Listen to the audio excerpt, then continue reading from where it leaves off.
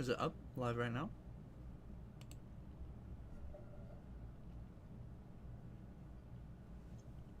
I believe we are live right now. All right, and Hey, we're back. We're so sorry, our internet just died. We had so many technical issues we've been struggling with today. Luckily, this game looks like it's going to be going long. Looks like we're not missing too much action here. Yes. Eli, can you go ahead and take that link and post that in our Utah Discord? Yes, good idea. That would be great.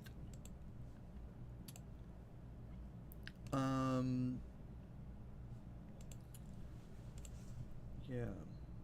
Is there... I don't know where else you would like to post that.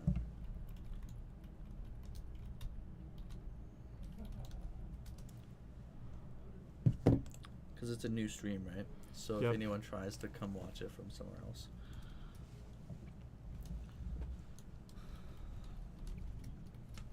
We're so back. We have missed... All right, we're back. Let's go over what's going on here. What did we miss? Yeah, back live in media res. It doesn't look like a ton has happened. I did see, while we were getting the stream back up, Verdance did decompose one time. So got some earth cards in our banished zone there. I'm not sure if we got 2 or 3. We did use our arms already. That is very interesting. And it looks like there is a bit of a judge call going on right now. The round timer on our player's tablet has been paused. So we just got back on the stream, but we are gonna pause the stream so these players can take care of this for a judge call.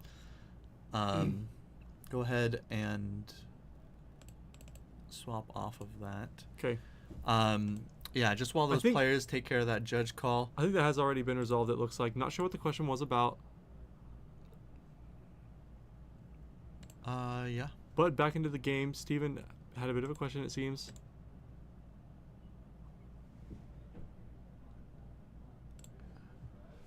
All right, and action is back over to Steve Pedersen, who looks like he's just playing a Plow Under, if I'm not mistaken. It is coming in for 6, but no arsenal for Steven.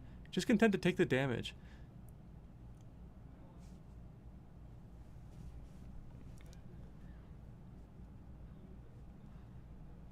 Down to 26 is Steven, who now has action to his turn. Yeah, Steven taking a bit of heat here, so we can have a clap back. Steven did, while we were down, use his gold, importantly. That's something to note. We didn't see what he got out of that gold, but that gold is gone.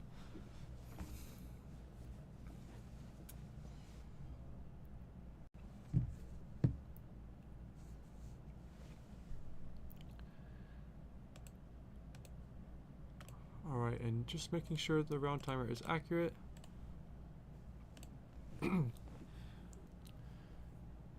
Some defensive now, the blocks Centauri here.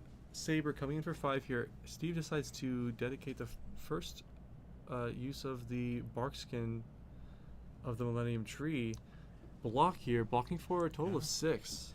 It is not. We're not super deep in this game.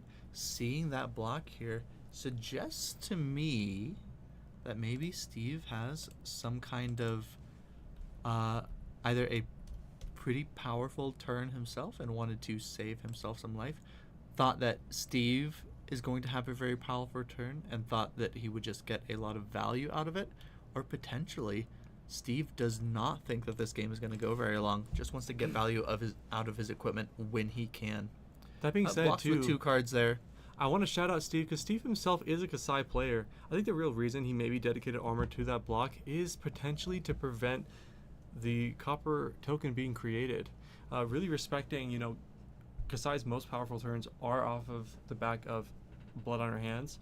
So I think really Spoils of War and Outland Skirmish are kind of the most threatening on-hits to play against. And speaking of Spoils of War, we're seeing that right away. Spoils of War. I wonder if Steve here will choose to dedicate his chess piece to it again. It is a Spoils of War and a Slice and Dice. Slice and Dice can't quite make out the color here. It is a red Slice and Dice, so this first one is going to be coming in for 5, and the next attack will get +3 from the Slice and Dice, and anytime a weapon hits, we're creating 2 copper. This is a very threatening turn, not just for the Yeah. damage that we're doing now, but for the copper creation. The most powerful thing that Kasai can do is basically blood on our hands and also raise an army. Absolutely. It's very tough. We know Steve blocking out last turn maybe just didn't have the hand that he wanted.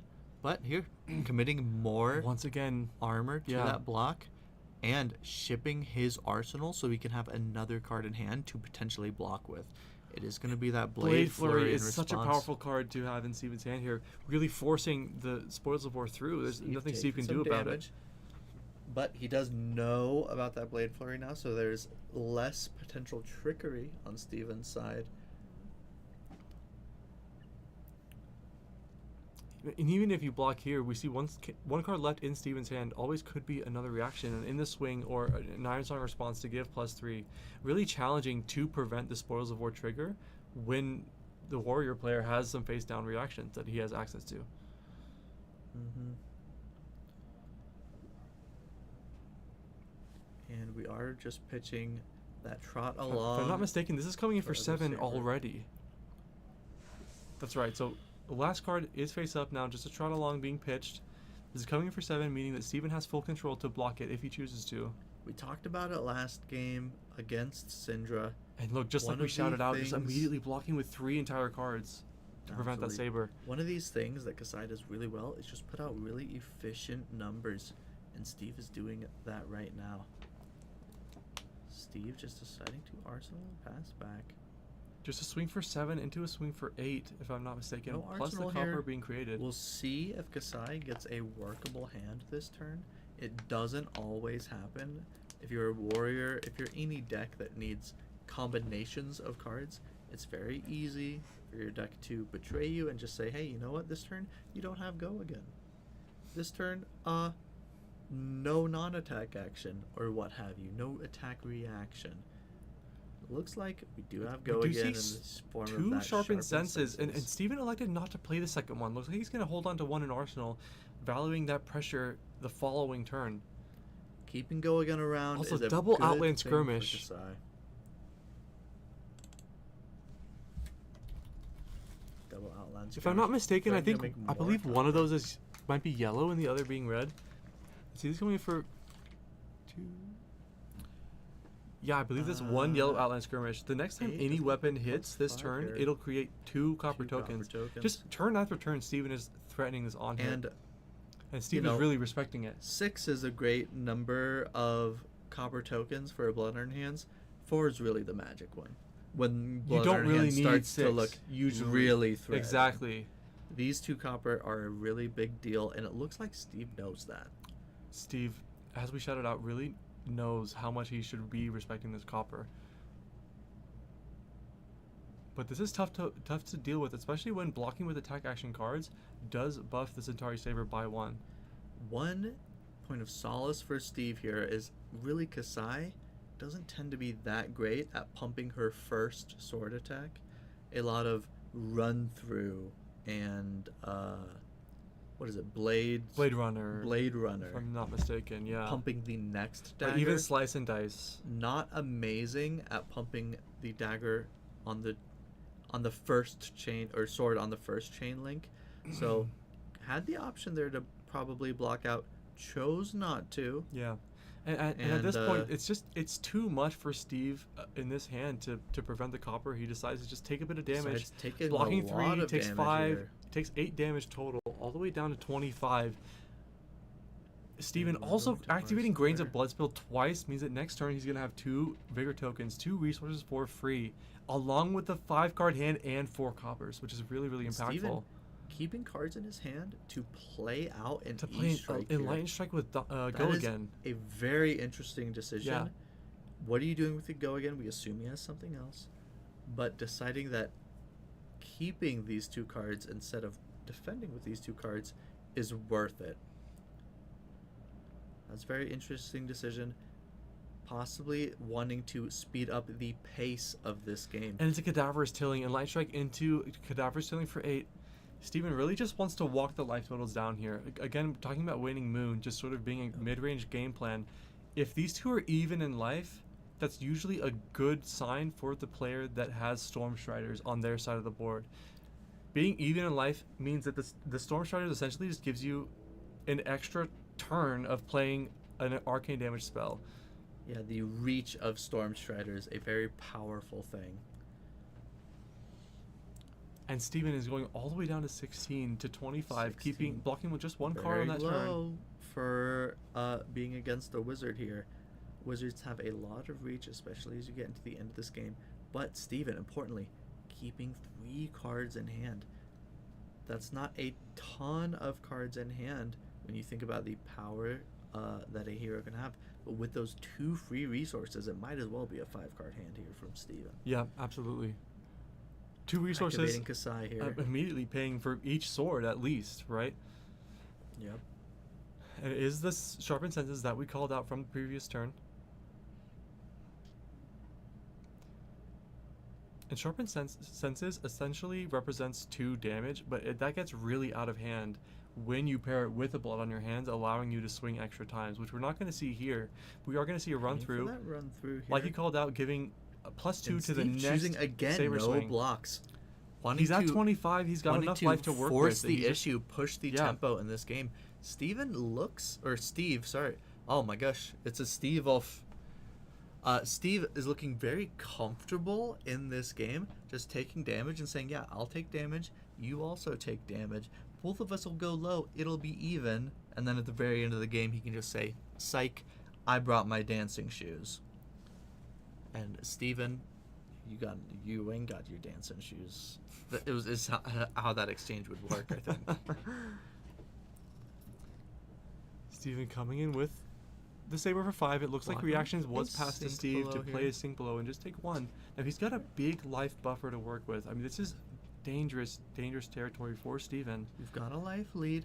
We do have Steve. It does have Steven. Another defense reaction. Sorry, the Steven is getting confusing, but we should call them by their hero names. The Verdance. Steve on Verdance is playing a heartbeat here. 2 floating allows you to activate the Waiting Moon as well. Just present more life buffer. And there's a defense reaction going into his arsenal at the end of his turn. Mm-hmm. And we do see Kasai here. Did roll 2 Vigor tokens into her next turn. Very interesting little quirk. Sometimes you see these warriors with these Vigor tokens on their Grains of Blood spell, and they roll them over, turn over turn over turn. And they don't ever get value out of the Vigor tokens, but then when they need the Vigor tokens, they're there. Absolutely. And the value is just having floating resources as well. Like you're representing so many things. So many options. You can pay for gold. If you draw an all red hand, you have the Vigor tokens to shore that up. And Seduce Secrets?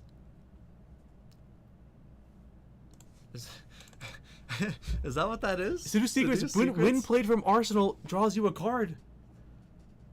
Was that played from Arsenal? Yes, it was. Steven Oster is going to draw a card. Also, he's looking at Steven's hand as we speak. He gets to see the D-React in Steven's hand. Steve's hand, excuse me. He's going to draw a card, and now his sabers are free. I love this technology. I've heard about this. And a Gorg Tome as well in the same turn. Oh, you know what's really unfortunate about that, cards though? That only Kasai gets when to Verdance plays her Gorg Tome, she's going to draw 2 cards. Oh, we are unlocking the Gorg Tome for Verdance to draw 2 cards if that gets played. Yeah, draw swords as well. Draw swords. Kasai is throwing everything at Steven the window right just now. Running through his deck, trying to find whatever he wants. We're going to activate Kasai to present the gold on hit. We have 1 gold already and 4 copper. These coins, Steven is rich. I mean, he's just stacking these up. Yeah, but he needs to find a powerful turn, and he just can't. Power behind them yet. Importantly, we do have 2 resources. We could crack those on a gold. See how that goes. This is 7 damage. We've drawn so many cards, and I think Steven just really didn't find the answers that he needs. We need a Blood on our hands to shore up this life total deficit. I mean, we're down 13 to 24 at this point, and he's almost in Strider's range. I don't disagree, but I will say this is a powerful turn for Kasai.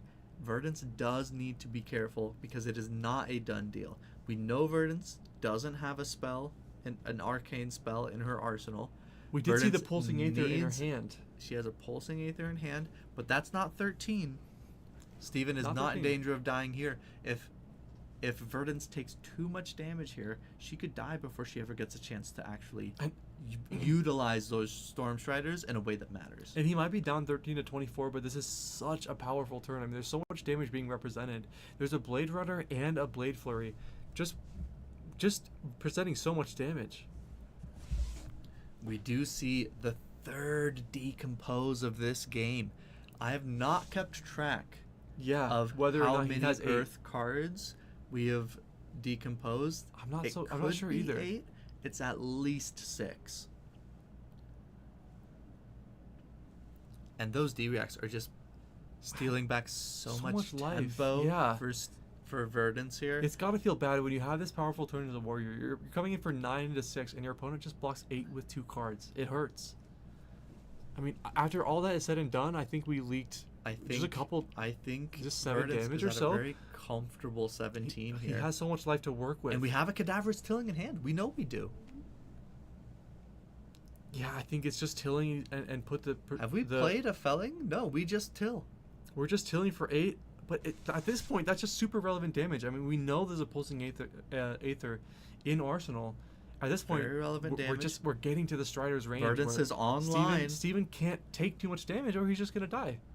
Kasai can't take too much damage, but also very importantly, if you don't take too much damage, you open up the window for Verdance to start healing and pinging you. Yeah. And she starts to outvalue your value deck.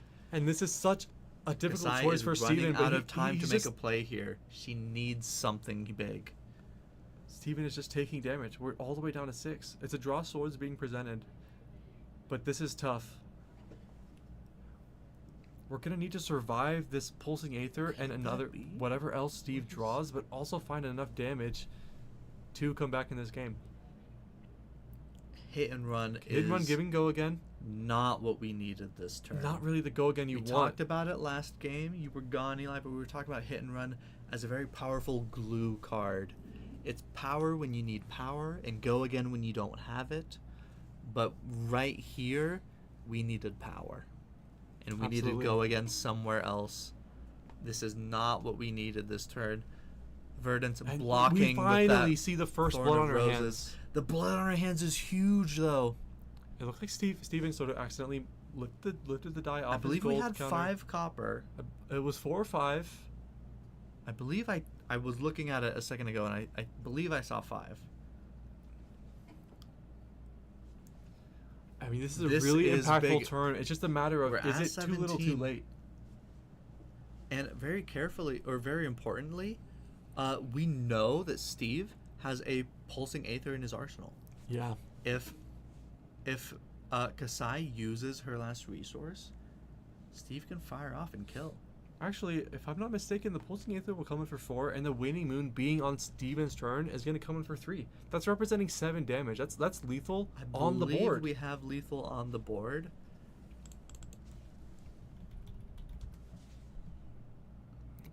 Steven is face up. There's no potential prevention effects. Oh, I apologize for this being a little. We didn't really think about how to capture meld cards. Yeah. Either way, pulsing Aether definitely does 4 arcane damage. At a 1 cost. Well, there's no way to be sure. Potentially, although if Steve didn't have a blue, that could be why he sank here instead of activating Striders. Absolutely could be the case here. Going down to 14. Looks like we're sort of passing priority. Not sure if Steven is going to activate Striders on this turn. Or if he's just going to just do it next turn. I mean, at this point, all roads lead to Rome. I think this is tough for Steven to get out of. It's tough for Steven to get out of, but Steve is taking a lot of damage here on Verdance.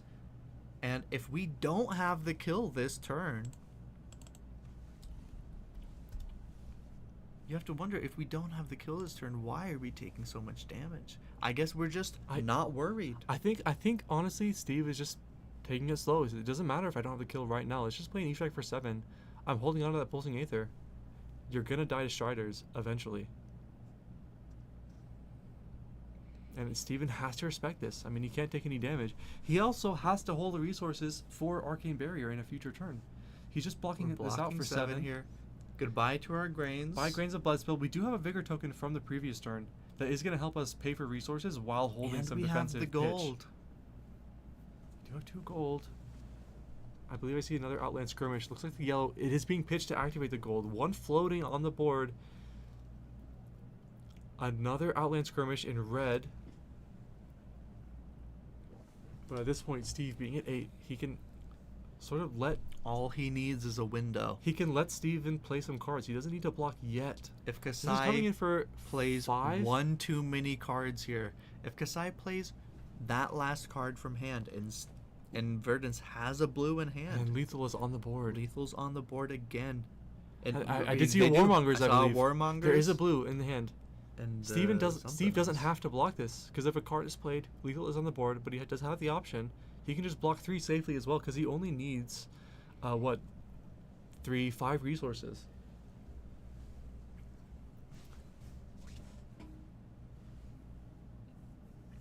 Taking it slow, you got plenty of time to make sure that you Yeah. don't throw the game away. Might as well. We're on round 5. At this point, winning this game will lock him in as the first seed of the PQ Plus. These are the only undefeated players left in the room. If You I'm know not what would have been mistaken. sick last turn? Hmm. If we drew a card with our E-Strike and then drew into a blue and Storm Striders right away. What do you think about that? How's that No, for a play? That would be throwing your game Is that away. throwing my game away? Yep. Oh shoot! Well, I'm glad I'm glad Steve didn't do that. Yeah, Steve, a little bit. He's but too smart. it to could make be that- some tech. It'd be funny. It'd be funny. In that case, Steven would have cards in his hand to Arcane Barrier. Steve just sort of taking stock, maybe considering here, could there be a Take It on the chin?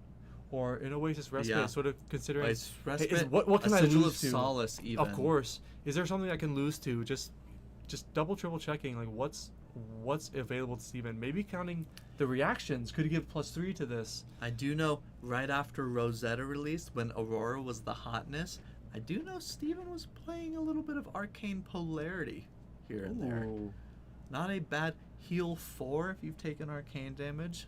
That's Very a reasonable funny card card. into a lot of those rune blades. Maybe less relevant into a hero like Verdance, but or maybe less relevant when a hero like Verdance isn't the top dog of the meta. But you never can be too sure. All right, taking a little bit of damage here. Oh, it's 6 even. Could Looks it like, be? I think Kasai, did he maybe motion to end his turn? I'm not so sure. Looks like he's moving to end. And I moving wonder to if end? we could have That's a very patient could we have play. misunderstood that Steve has something else in his arsenal? I don't know if he maybe blocked with a pulsing aether that we missed. I suppose that's possible. Either way, just E-Strike for 5, go again, just presenting some damage. 5 go again though, meaning we have more to send. And Steven, And regardless Steve- of what's in Steve's arsenal, Steven has to respect this. He can't go any lower. It is the pulsing aether, and he is going to activate Waning Moon as well. So he's representing And this is doing 6 at arcane least damage. 2 damage. It- We two- only two have damage AB2. guaranteed. Yep. So just not electing to activate Striders to do it on his opponent's turn, just presenting the 6 damage here. It is going to take Steven's hand though, and if he draws any spell, Storm Striders is Taking still 1. there. Taking 1 is Steven Osler. The Waning Moon should have only come in for 2 there. I think maybe that was a bit of a mistake. I think Steven did AB2. Should have taken 0 from the Waning Moon. Maybe the Waning Moon presenting a little bit of extra damage by mistake. Either way, Steven would be at 3 here, if I'm not mistaken. 6. Was he at 6? He pitched Yeah. to 3. He should be at 3. I believe he should be if I'm at not mistaken. 3. Maybe decided to save a resource for some reason. I'm not No, sure. I believe he had 2 floating after A-being to Waning Moon. Draw a Either way, card. our players are moving over to Steven's turn. We are going to draw a card from the gold. Steven is at 2, and what I noticed, Steve didn't draw an arcane spell. We didn't draw an arcane spell. Kasai has a little bit of space to work with. There we go. Sorry about the delay on the stream. Looks like no other, if I'm not mistaken, no non-attack action cards have been played. We're going to activate Kasai, and I believe he's just going to swing the saber. Just 2, but there could be any number of reactions. Now this is dangerous for Steve. Suddenly this feels a little bit losable. dangerous for Steve, but do remember, it's not super easy for Kasai to pump her first dagger. Absolutely. A lot of her reactions are dedicated to getting go again, and all of those reactions pump her second sword, not dagger. That being said, too, there was a felling of the crown in Steve's hand. If he has a blue, which I believe there's a blue fruit, if he's able to block with 2 cards and stay alive, he's still going to present a felling. I mean, again, it's just going to take 3. It's going to take actually Steven's entire hand unless there's a D-react. And it looks like there's no blocks and no and reactions. No reaction. Taking 2. I mean, that's a big making a gold token sigh here. of relief for Steve. I mean, there's just nothing else following up, and it's just a pass. Steve And gets to play the fruits, gain some life, and play the felling, but depending on as long as he has another blue.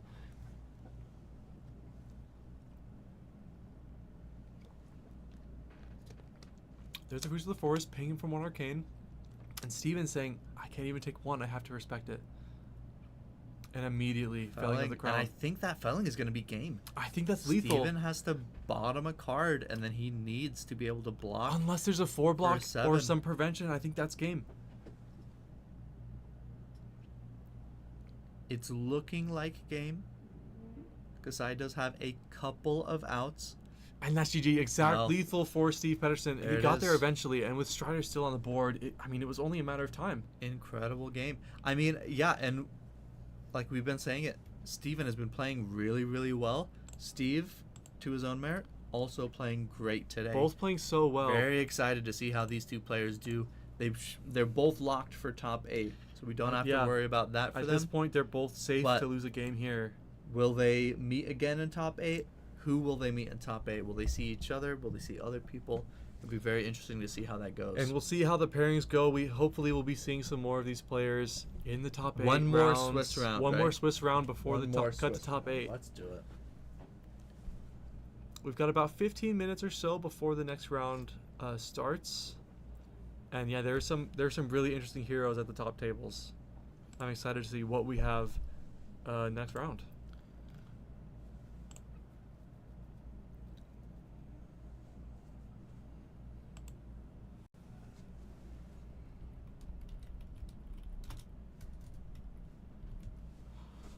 All right, and that being said, do you feel like taking a break, or should we do some tier lists, Isaac? We might do a little tier list. I mean, we can do a tier list. Sure. Yeah. I mean, we're free, right? Like, we're not doing anything right now. We could do a little tier list for sure. We've got some time on our hands. Got some time on our hands. This is a weird one for me. Vincent. I really just don't know. This is tough. I'll be honest, I'm still coming a little bit out of game mode. Yep. I'm still coming out of game mode and like just moving back into what is the vibe I get from this character's art. Here's one thing I like about Vincent. Mm-hmm. We know that she's a hero who can take a lot of punishment. That's kind of her vibe. Yep. And I think that something like that can serve you very well in learning a game like Flesh and Blood. Everyone talks about it. When you're new to a game like Fab, it's tough. It's tough. And I feel like Vincent's not going to give up easily, right? Like, I feel like Vincent is in it for the long haul. I feel like Vincent's the type of player, kind of like we were when we first started out, where you lose a game and you're itching to try and play that person again to see if you can beat them next time. A little bit of a standings check. We can maybe do that. Do you have the tech for that there, Eli? Don't know. So can we do... How do I do this? You should be able to go to... Standings round 3? Well, no, not round 3. How do we... That's outdated. Standings round 4. What? Go to... This is last round, so how do I go to... Yeah. Go back to Game Grid Open ProQuest. And then hit... Enter results? Or... I can go standings round 4. Yeah. Okay, there we go. All right, let's We'll take go a to standings, quick look. Take a look at the standings. It's not going to be perfect because we don't have the heroes on these standings. But we can show you the standings here. Give us 1 sec to make it look a little bit nice.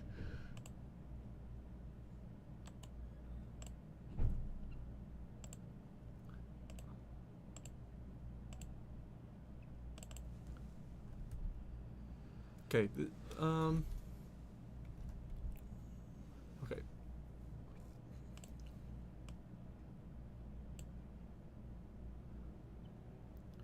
Let's go. Is there a way you can like get rid of the very top and the Yep. very bottom? Yep. Yeah. There we go. Okay. All right. Let's Little take a quick look. standings Let's take a check. quick look. Let's. All right. So this is at the end of last round. So we did see. We know that Steve Peterson on Verdance is now 5-0. 5-0. So we know Steven will be 4-1. So just a quick stroll through everyone else before this round started. Ashley was also on we know Verdance. Ashley's on Verdance. 3-1. Elijah, who we saw on stream, is 3-1 as well. 3-1. Morgan, that is our Victor player. Victor, who we saw on stream earlier, was also 3-1. Kelsey on Jarl was on stream for also 3-1. Alan, who we called out earlier in the stream, our local Kano player, is 3-1 as well going into this round.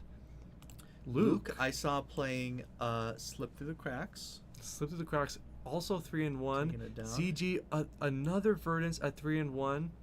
Gavin well. playing Slip Through the Cracks is on 3-1.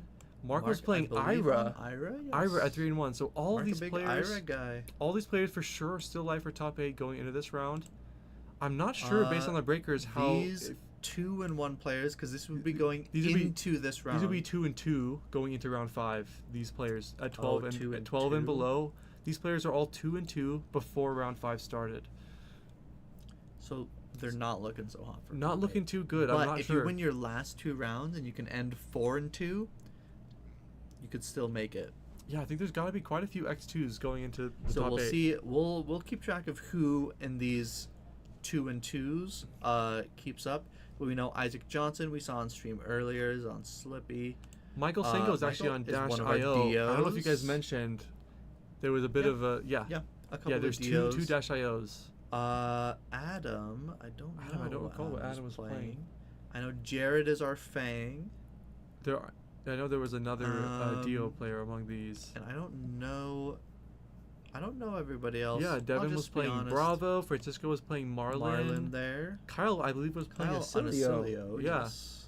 And then Jordan, I know, was playing Gravy. So Jordan a lot of variety in the, I know in the two John wins. Paul was also playing Acilio. And Brett, we saw round one. Brett round also one on playing Marlin. 2-2 now. I believe Chris was on. I think Chris was on Syndra. I want to say. Don't quote me on that. I want to say Chris was on Syndra, but I might be lying. It was round 1. We had Marlin versus Jarl, I believe. Yeah. No, I said Chris. Yeah. Chris so wasn't you're just in round 1. Yeah. No. Yeah. Chris, I don't know. I'm not sure who he's playing, but anyway, yeah. Top 8 looking pretty interesting. We've got a couple of unique heroes. We've got a couple of Verdants in the mix. Keep in mind, the round we just watched is not up here, so a lot of these players, there's going to be a lot of movement in the next 15 minutes. We can get that back up. So at this point, yeah, Steve Pedersen is our 5-0, our first seed. A couple of Verdants potentially, a couple of Arachnes through the cracks. The Kasai, there are some Syndras. The Victor player, the Jarl player, a Kano player. Hopefully we'll get to see some variety. We have had Steve on stream twice, so we'll probably try and get a different matchup. Hopefully some other players that are still alive for the last round. Yeah. Maybe see if we can catch someone on their winning in. Could be a lot of fun. Yeah. Maybe could get Hawker in for that last round. Could be fun. Yeah. I'm not sure. But yeah. Going back over to our tier list. The tier list, dude. Yeah, I think Vincett's at least solid. I feel like she's pretty good. I feel like she can't be below B tier. I think. Oh, wrong one. Yeah. Here we go. I feel like she can't be below B tier. I almost like her in A. Yeah, I feel like Vincent would be pretty good. I don't know. Vincent would be pretty good.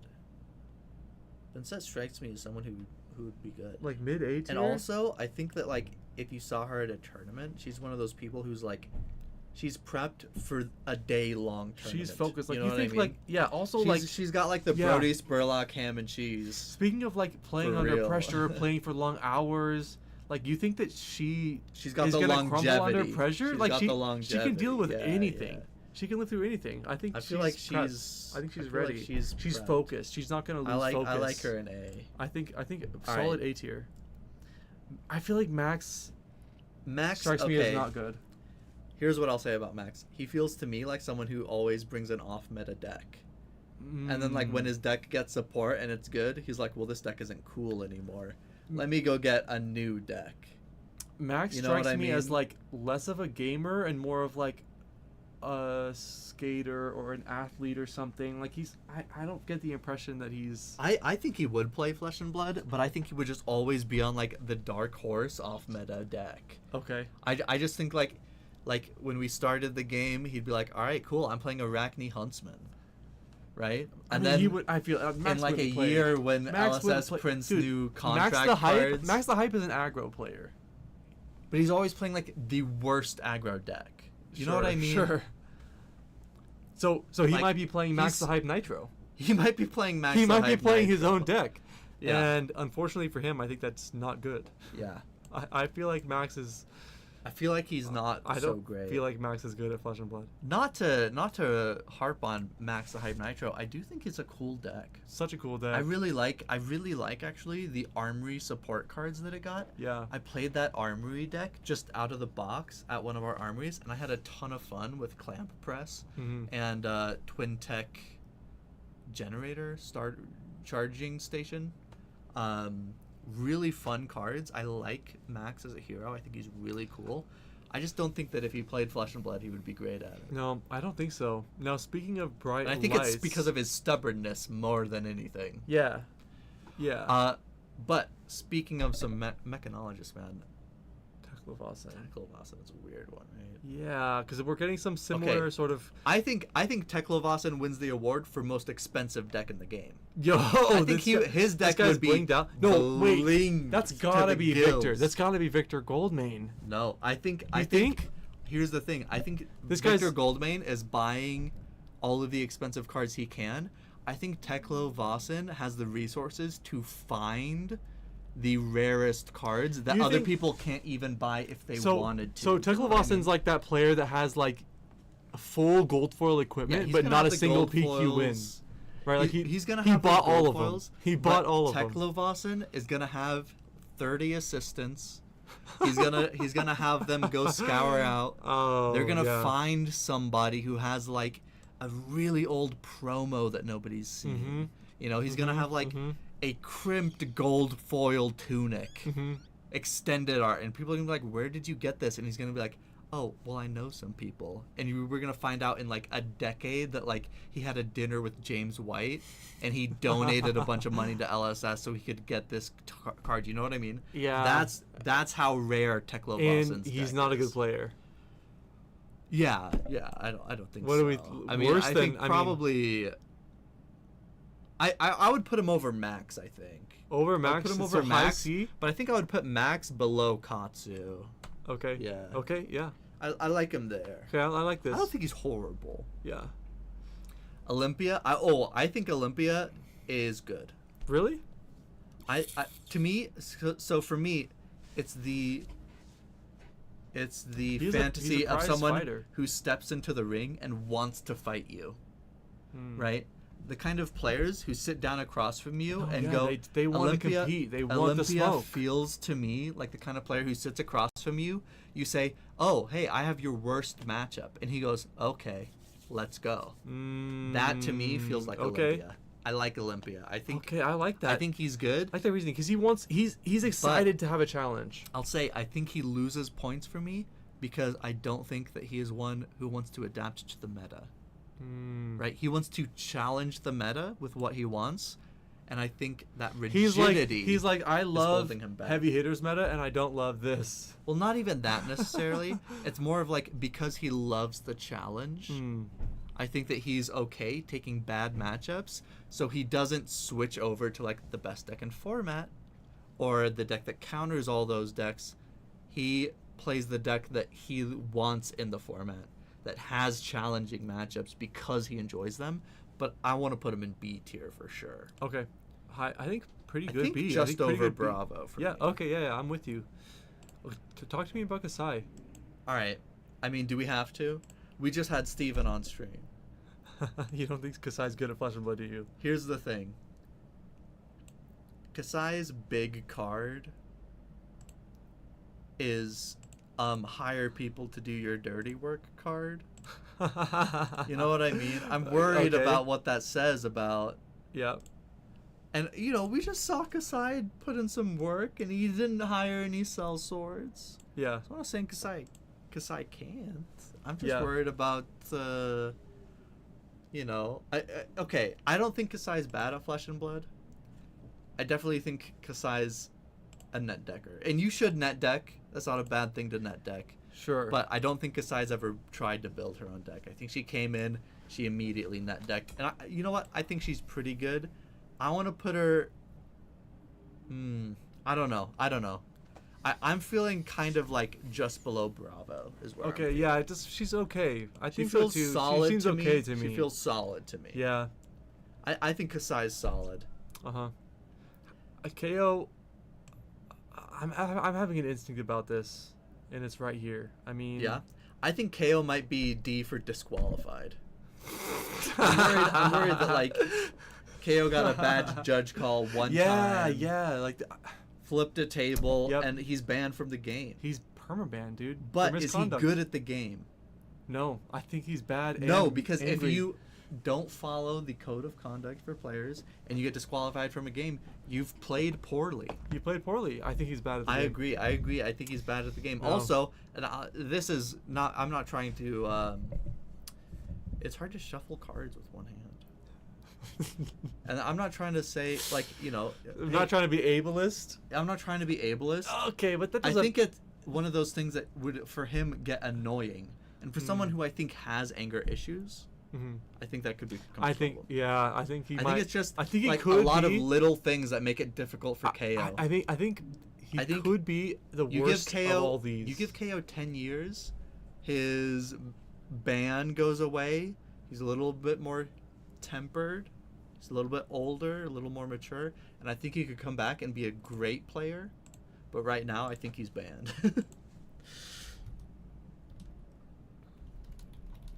Okay, yep, I think we agree. I think KO could be the worst of all these heroes, although I think there's another one coming up that could contend for that spot. Now, Betsy, speaking of heavy hitters heroes, I'm getting the impression that she's not great at Flesh and Blood either. I think, here's the reason I think she's not great. Yep. I think she plays Kano. Do you think Betsy plays Kano? Betsy, so here's the thing. Betsy, to me, is a gambler. First and foremost, Betsy feels like a gambler. Okay, she's betting big. She's betting big. When you got skin in the game, you gotta bet big, dude. I always think of my friend Alan, who plays Kano in this tournament today. He's got a bit of a gambler's spirit. Yeah. And I know that he loves, Gamba. and he doesn't do this at a big tournament like this always, but when we're at an armory, he'll sometimes go, well, let's just see what happens. You know what I mean? I feel like Betsy's the kind of player who doesn't do that sometimes. I feel like who does that every time. And she's not good enough to do so well. This is what I feel. I think Betsy's too much of a gambler. But I think she sneaks her wins. I want to put her by Oldham, I think. I feel like better than Riptide. And it's not because she's a gambler. It's because I think she's an addict. You know what I mean? Okay. It's not because she gambles. Because in Flesh and Blood, you gotta gamble. Because in Flesh and Blood, you gotta gamble, right? But I think she gambles. Shout out Carter in the chat. Carter, we love you. Carter. We miss you. Hello. Carter, where would you put Victor? We've decided he has a very expensive deck. We're ranking which Fab heroes would be the best if they played Flesh and Blood. I'm thinking that Victor, alongside Teklevossen, He's blinged out. He's got that rich money. think I feel like he's not. I think he's blinged. I feel like he's not trying. He's that guy that's got a blinged out deck. He shows up Yeah. to Armory and goes 1 and 2. I don't know. I feel like Victor. I feel like he's not that good. He's a nepo baby. I think like S tier? Carter. Nah. No, Carter. You're on He something pays different. off. But if you get caught bribing Carter, that's a DQ. Okay, but paying off his opponents doesn't count as being good at the game. bribing is a DQ, Carter. That's He's a never gonna DQ. win He's getting anything. permabanned. If he pays off Here's his my opponents, he's thing. getting We permabanned. talked about Dromai being a bit of a nepo baby. Mhm. She has tutors, she has coaches, and she got really good at the game. I feel like Victor is someone who has tutors and coaches, but doesn't get good at the game. Exactly. Yes. He That's doesn't exactly what I'm listen. saying. I feel like for me, Victor's got to be like a C tier. I mean, look, he just looks At like an F least boy. A? Nah. Dude. Nah. Dude, here's the thing. If he I can agree that he would buy off his opponents. He'd immediately get DQ'd. If I catch him buying off his opponents, he's He's banned. He's DQ'd. permabanned, dude. I'm saying C tier.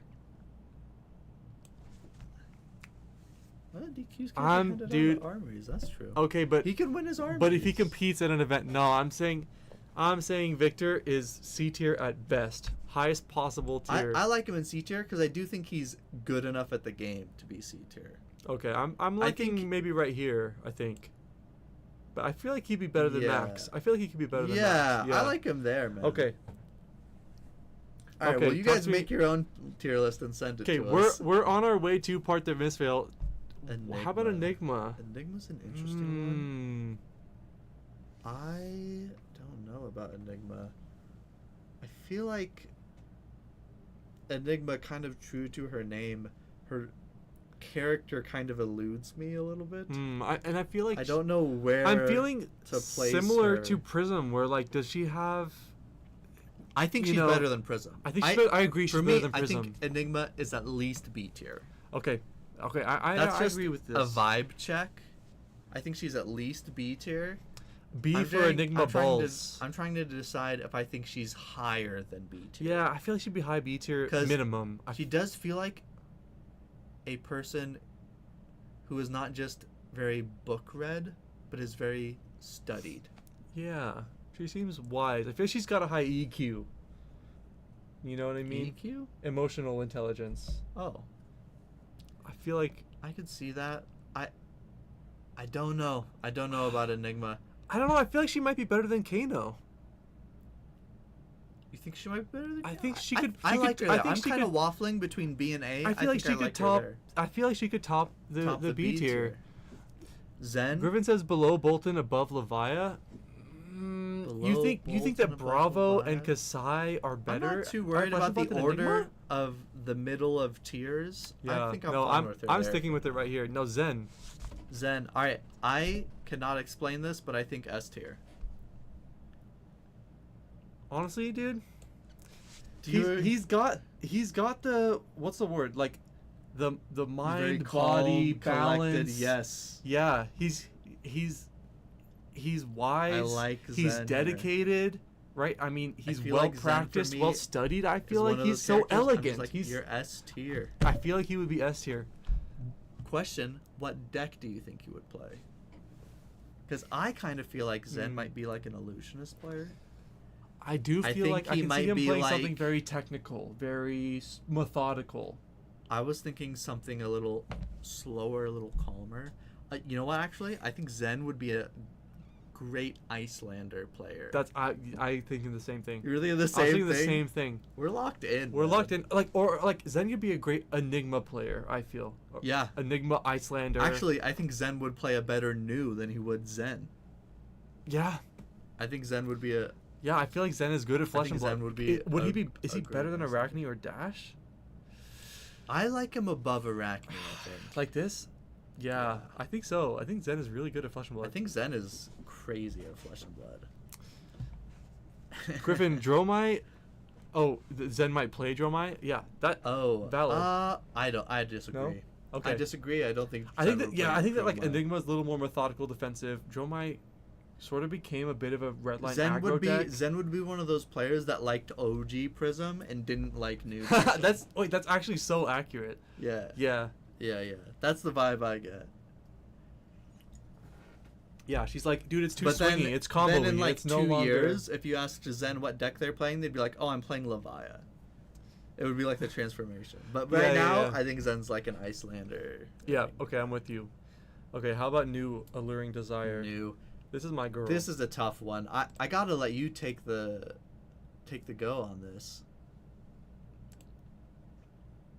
Okay, I will have to do new when we come back. I'm not sure. All right. Well, you have some time to This is think a tough on that. one, but we Looks gotta like we're get into the round. I into think we just our started. last round of the Swiss.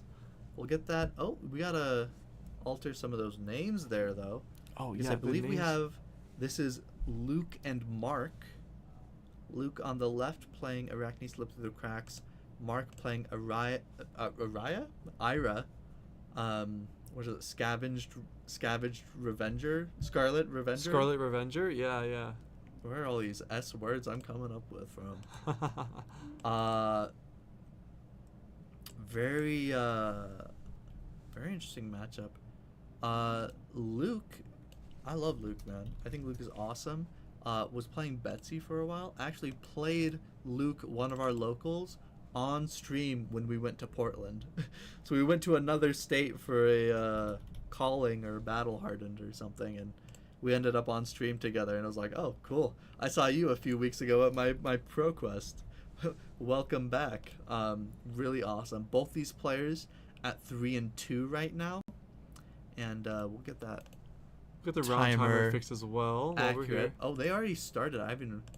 Oh, Luke taking some damage there, man.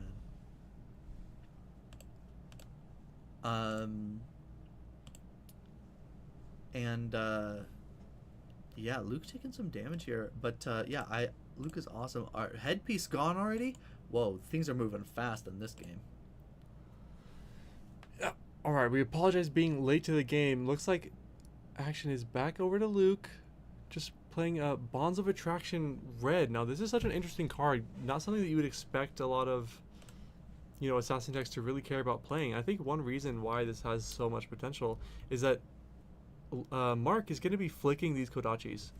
If there's a Kodachi in the graveyard, Luke, if this Bonds of Attraction hits, can target the Kodachi to banish it, so it can't be retrieved. Yep. I believe the most represented deck in the room today is Gravy Bones. There were 5 Gravy Bones. 5 Gravy. Let me see if I can find... yeah, we had 5 Gravy Bones. I'm looking at this. We had a good number of Verdants as well, and also Syndra and Arachne Slip Through the Cracks are like right behind. So good mix there, but a lot of one-of heroes and stuff. Yeah, and both these players, as we were looking at the standings last round, both of them were 3-1. So I'm not sure, but I believe they could be possibly live for top 8 still. They should be. At this point, if they end 4-2, they look pretty good. They were 3-1. I don't know if it's guaranteed. I'm not sure, but at this point, first round at this point, they do absolutely have to win in order to make it into the top 8.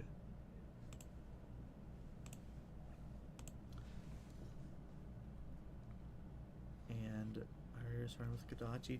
Didn't take a ton of damage on the clapback from Crackney here, from our Slippy.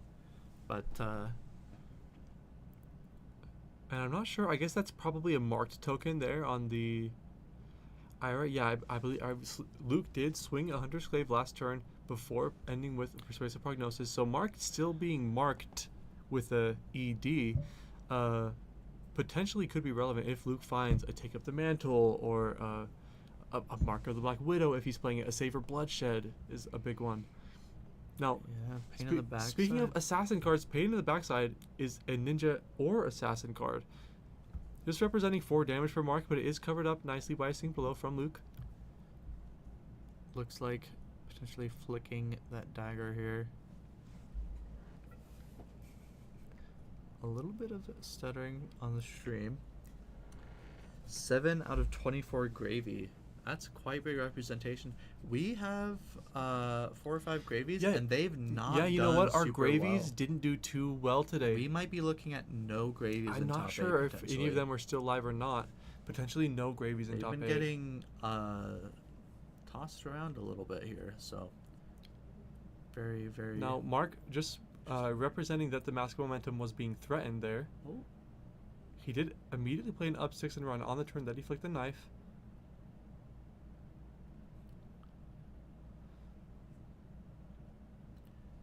And the Now just swinging the Kodachi for 5. Mask of Momentum hit was blocked out by a sync below. But this is a pretty offensive turn from A Mark, lot of power. who didn't take a lot of damage for this turn either. And while Luke just content to block this one, saying, you don't have an arsenal, I guess I don't need to hold on to this Command and Conquer. I'll just protect my life a little bit. I'm down 29 to 36 is a pretty big life lead for Mark. Action goes over to Luke with just one card in his hand. We remember our Tunic triggers, and we're just going to Arsenal pass. Saying, you had an aggressive turn this turn. Ira, you're not going to do that every turn. I think I can play slow. Wait till I actually have a turn that I'm excited about, and then I'll take some damage to play that out. I did see a Snatch in Mark's hand, potentially a very powerful on hit to end his turn with, and we saw 2 sync blows coming out of Luke on the previous turn, so Snatch potentially very difficult for Luke to block, although he does have the Black Deck Whispers.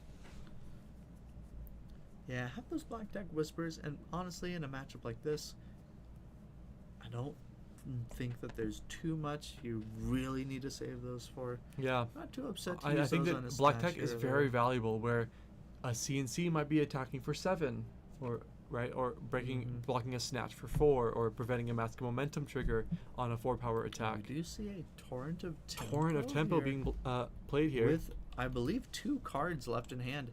If we block these out, or if we block this out, could leave Ira stranded with some cards in hand. And exactly like we said, this is one of those things that I've started to see some of these aggro players doing against some of these decks that don't always have aggressive hands. You see it into the Earth Heroes. We're seeing it into Ira now, saying, hey, you know what? I can block, I can Arsenal, and I can wait. At some point, you're going to have a hand that you can't take full advantage of, and then the value is back in my favor. Apparently just a lack of natural go again for Mark. Gives Luke a bit of a window, essentially an entire card wasted for Mark. Now Luke declares a Kiss of Death with go again. 2 more cards in hand, an Art of Desire body. We got to see the power of this a little bit earlier today, especially during against these ninjas with so many powerful reds.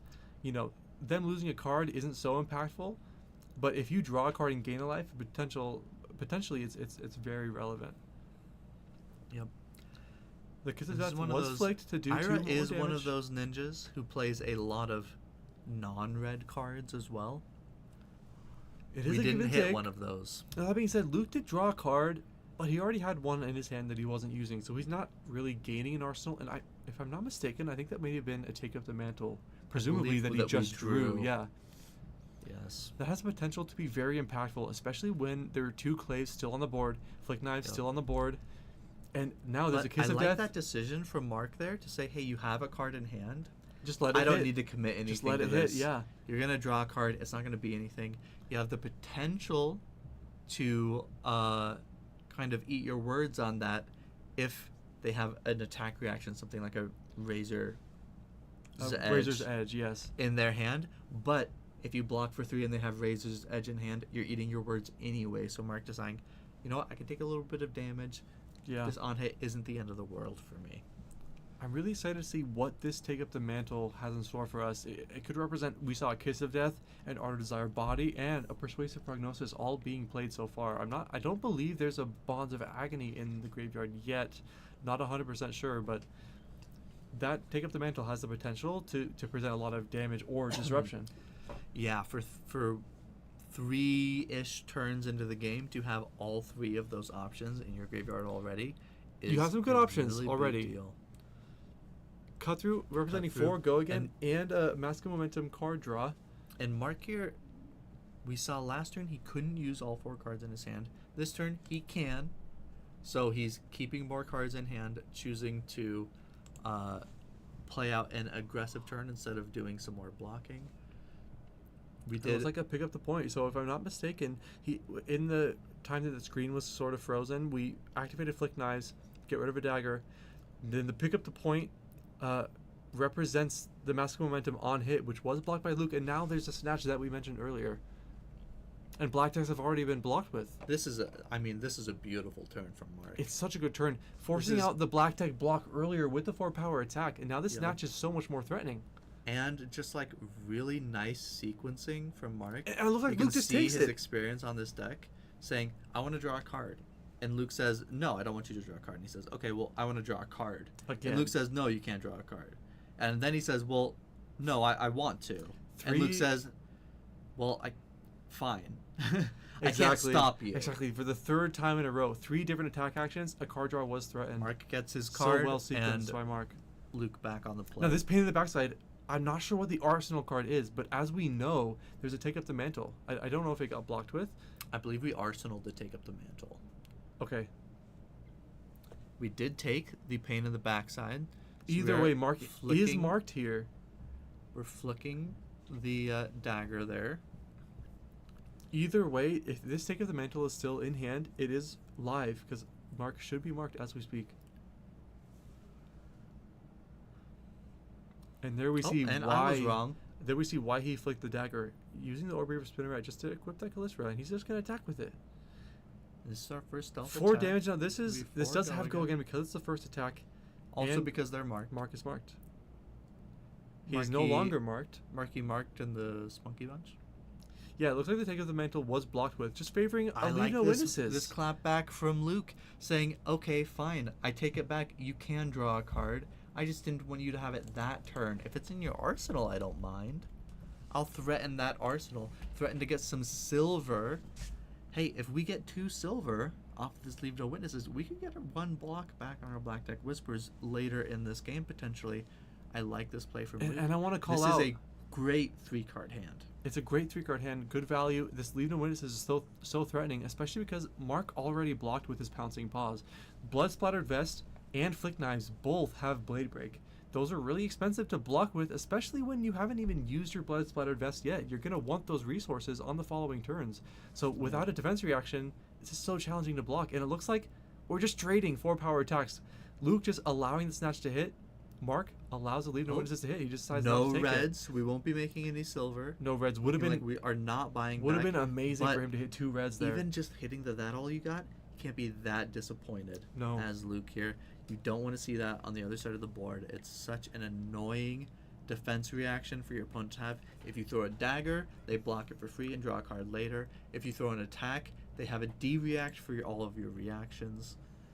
It is so annoying to deal with, and having that out of the way, can't be too mad.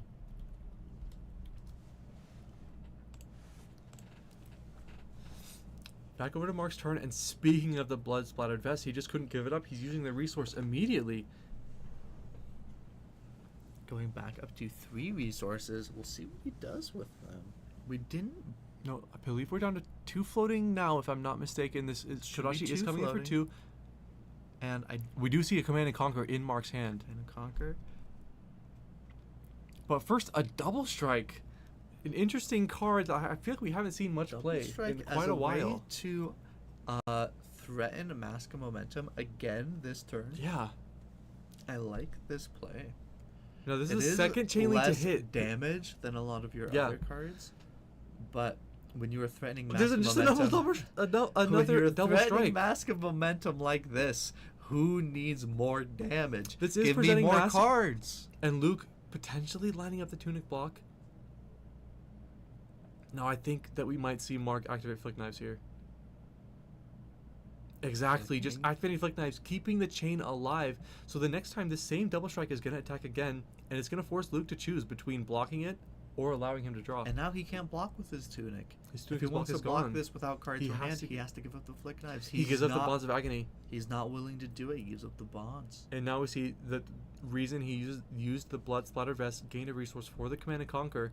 No arsenal for Luke, so he can choose freely how he wants to block without worrying about that on hit. We see Luke with one hand here. I wonder if it could be a Codex. It really feels like Luke needs something like Codex. If he just arsenals and passes, I think he's giving too much tempo to Mark. He looks like he's in a dangerous position. Looks to like Luke me. is all the way down to 12. But a Codex could be exactly what he needs at a time like Codex this. of Frailty would be so impactful.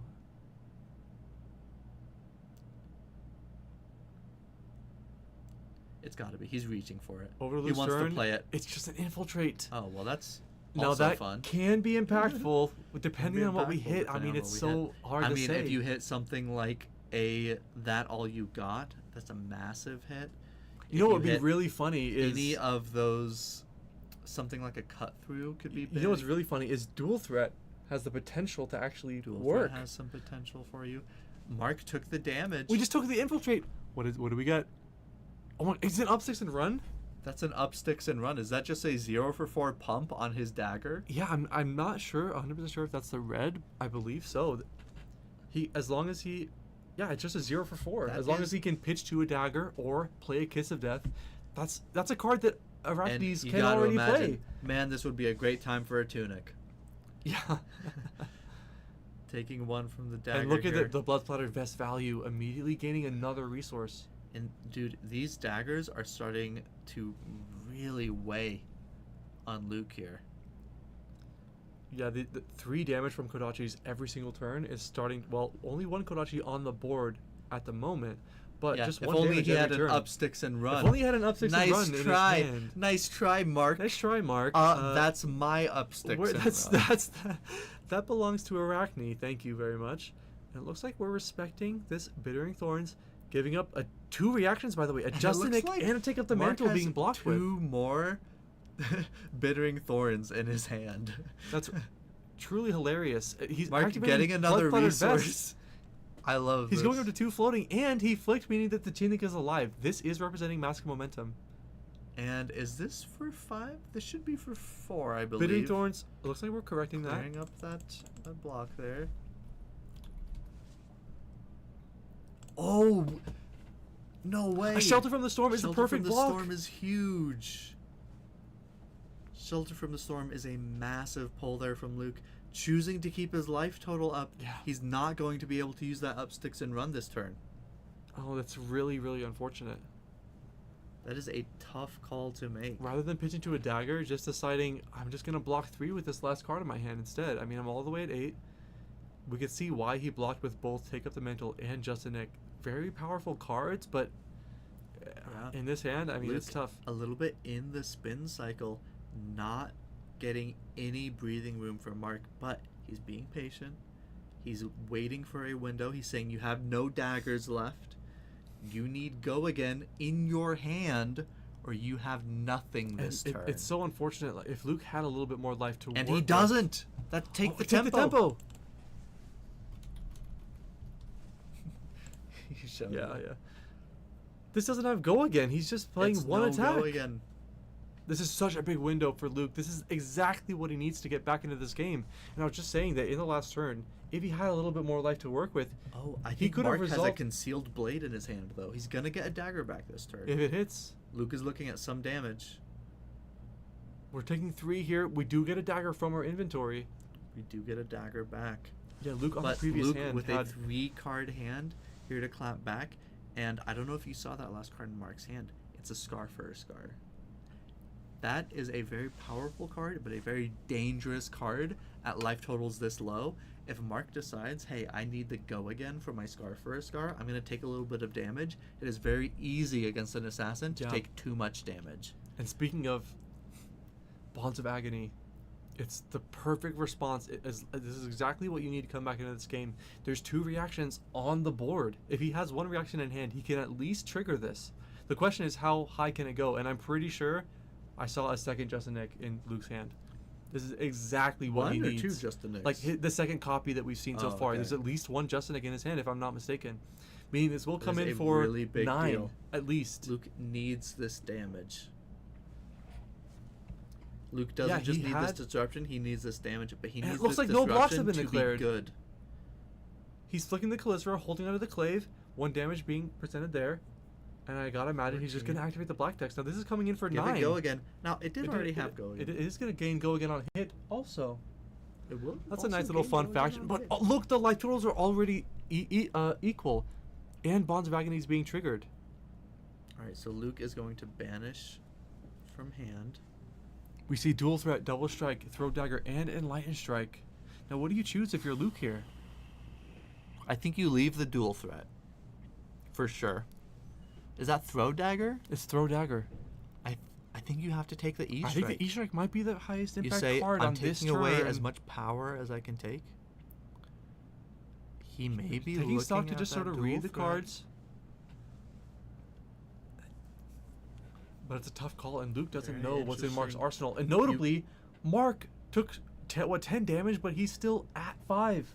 If Luke doesn't attack Mark again this turn, Yeah. his Scar First Guard does not have go again. But Mark may not need his Scar First Guard to have go again. He has other attacks with go again in his hand, and that it's a tough call between. For me, it's a tough call between the E strike and the double strike. Double strike is so annoying to block at this point in the game, but that E strike is just more damage.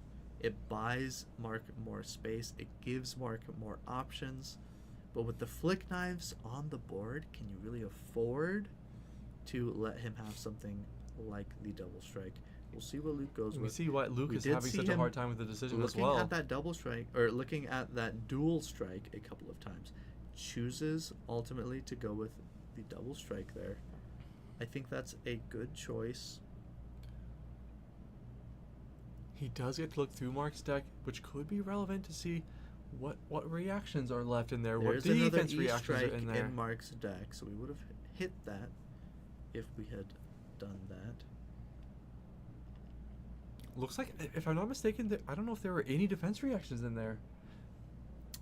At least quite a lack of. Yeah. I wasn't paying attention. I don't think there are a lot of defense reactions. Of these life totals, if Mark isn't able to close the game out, I mean, it's just so dangerous. Very importantly, it is so Luke, dangerous sitting across from Arachne. It is still Luke's turn, and Luke does have go again. So we can threaten potentially more damage here. We can arsenal a card. I think the best possible card for him to have in his hand right here would be the first Codex of Frailty of the game. Oh, I was going to say like Sink Below. But That'd be good too. Yeah. They're both good. It is an arsenal pass. It is an The Scar arsenal. for Scar doesn't have go again at the moment. And just throw dagger being pitched.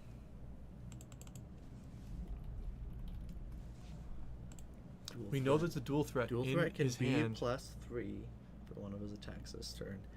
I mean, he can throw Dual threat a strike for 3. I mean, massive he can just throw an E-strike for E-strike. 10 if he wants here. E-strike I for mean, 11. Yeah, correct, from the Ira ability as well. Yeah, it's just a lot of damage.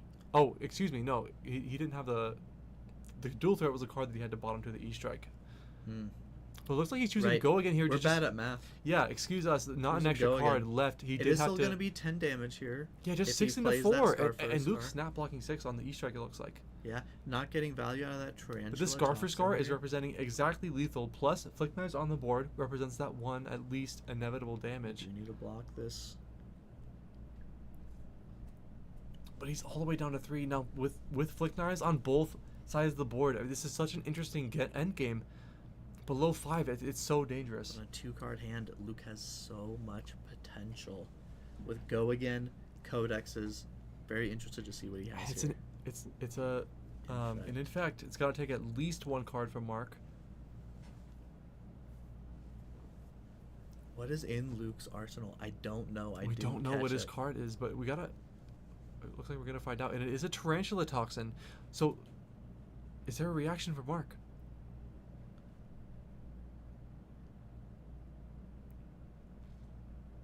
Very interesting. That is not the card you wanted in your arsenal right now. It's exactly that all you got. He blocked exactly 3 on 3. He's not taking any damage from the infect. He doesn't gain the blood art pox. That was representing lethal for Luke, but the defense reaction came at the perfect time, and now 2-card hand. this Kodachi here is for representing Mark. 1. The out of 2-card 3 hands life. are a really big deal. Ira Luke is so has good at more 2-card hands. Luke has more potential with his 2-card hands, but Ira has more consistency, and that matters so much here at this point Luke in the is game. considering giving an entire card just to this Kodachi. Yeah, it looked like it was a spike with blood rot. Luke doesn't Potentially really not able have to play it. cards to pitch to an attack or to a Yeah, that reaction does like also block with 2 4 2. It is a scar for 5. It's a scar for 5. Maybe getting away with some 2 blocks in The big challenge here is that you can't for block 6. 3. Another Tarantula Toxin block. That's all 3. We don't have any more of those. Our lethality goes down.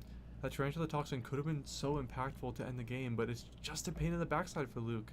I'm not sure if this is going to be enough to bring the tempo back into his favor.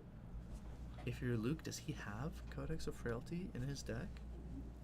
Is that maybe a card that is not in his collection? We haven't seen one this game. He hasn't pitched one. Either he doesn't have one or he's not finding them. I mean, he really needed that Codex. Not only to... Very unfortunate to not force have leave no seen witnesses at this point in the game. Create a Pawner token, We're but deep also into this game. the frailty matters so much against these Kodachi endgames. Absolutely. Just not resolving a single one is a rough such a position disappointment for Luke. Playing on the back foot. Deciding to play out this pain on the backside. I'm wondering what you think about that, Eli. Because at this point, I'm almost of the mindset that the 3 damage doesn't matter. I think it doesn't matter this turn. There's also it might matter next turn. There's also no reason to save it. It might be worth more to keep it for next turn. I think you don't gain anything from saving it. If you end this turn with your opponent marked, I think what you gain from saving it is you have an extra card. You're representing a reaction. To represent something. That's absolutely true. Yeah, I mean at these life totals, it's kind of. And I think you that can't that really might let a be what CNC your hit out anyway. is. Yeah. But I think still But Tarantula we did decide Toxin to being play it blocked here. with, there's not a lot left in the tank for Luke. Tarantula Toxin and sometimes Justin are really the most impactful end game finishers for the assassin decks. Tarantula representing sometimes 6 value can just end a game out of nowhere, and that resource being blocked with is really Mark unfortunate for taking Luke. his time here. Blocking for 2. Looks like Mark here just wants to keep his life total high. Taking 1 from the card and 1 from the just keep dagger. keep the cards in his hand rather. He's down to 3, but he's still safe from Flick Knives killing him. For that one. He's willing to go to the hospital for bleeding from the pain in the backside. This is a No, really just a Kodachi. scary Every turn is just a Kodachi for 1. Could that be a Razor Reflex in Mark's hand? Or maybe an Up Sticks and Run? Razor Reflex or Up Sticks and Run, both are very bad for Luke here if they come out. I believe I see another dual threat. And Luke deciding, yeah, this Flick Knives might be helpful in closing the game out, but I need the block value, and I need it right now. That's a dual threat. Dual threat immediately being played, just representing 3 value. And it's a pick up the the point. If I'm not mistaken, is that a blue? Blue, but it's getting +3 from the dual threat. Plus 1 from Ira. He's getting a new Kodachi, which is going to come in for 4 as well. This is really bad news. Instead, it's just a torrent of tempo. For 5. It takes the entire can, and we see the first Codex of Frailty. Luke needed that. It's just so 2 turns it's just ago, too little, 3 too turns late. ago, 5 turns ago. He just needed to draw a Codex at any Luke's point. deck letting him down. He should not have let his opponent cut this game. And it's just a pass back to Mark. I mean, his deck is so thin, and we finally find the first Codex. At this point, there's a second Kodachi back on the board, Isaac. I mean, I think it's just a Shelter is a good draw, though. Shelter's a good draw. It's going to protect him from not only the daggers, but the Flick Knives also. That's a really big deal this game. And I do see the 3rd copy of Justinek in his hand. One. The question is, can Luke survive long enough to possibly resolve it? Can he keep enough cards? Is that a Rowdy Locals? I believe that's a Rowdy Locals. A Rowdy Locals in my Flesh and Blood game? Yeah. If it's defended by an action, it gets +2. I mean, we know that I have at least 1 attack reaction that could be blocked with. We see him lining up the Justinek. It's not defended by an action card. He just really needed something. But And once again, Mark doesn't find go again. This is exactly what Luke needed. This is the space that Luke needed. This is out in this game. He has 2 cards. Did he keep in his hand? He lost the Justinek, had to defend with that. It's a kiss of death. No, there's no Flick Knives on the board. Tarantula Toxin is gone. Flick Knives is gone. Is this going to be enough? With no Flick Knives on the board, we can't flick the kiss of death. Mark blocking with 1 Is there a card. reaction, or could there be another attack? It's a take up the mantle. He's marked. He's marked. This could be anything. But notably, if he doesn't have a defense reaction, this is lethal.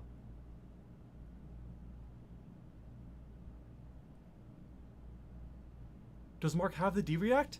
It's coming for 6. That's game. That's game for Luke. No way. Luke survived for so snipes long it. below 5, and he snipes it with an attack reaction. Did he forget that he was marked? That's crazy. I mean, wow. Even without What a being game. marked, it would be +2 plus the on from Kiss of Death. That was lethal without Mark being marked. Yes. Just Absolutely. not respecting the attack reaction at the end of the game. It. He needed to block with his flick knives or 2 cards and say, hey, I have Kodachis. You are bleeding out this game. I will get you eventually. Mark being a little bit greedy at the end, wanting to close it out, and he gets sniped by the assassin. But Luke, Mark, so patient. I mean, Luke stayed alive for so long. I love his patience. We saw it on turn 2 or turn 3. Luke blocked with his whole hand, arsenaled 1 card, and just said pass back. And we saw Mark lose value multiple times in that game because he didn't have go again. Awesome play from these 2 players. Luke looking at 4-2, likely to be live for top 8. I'm excited to see him in top 8 if he is. I thought that was an excellently played game from both of these players. Mark finishing our tournament 3-3.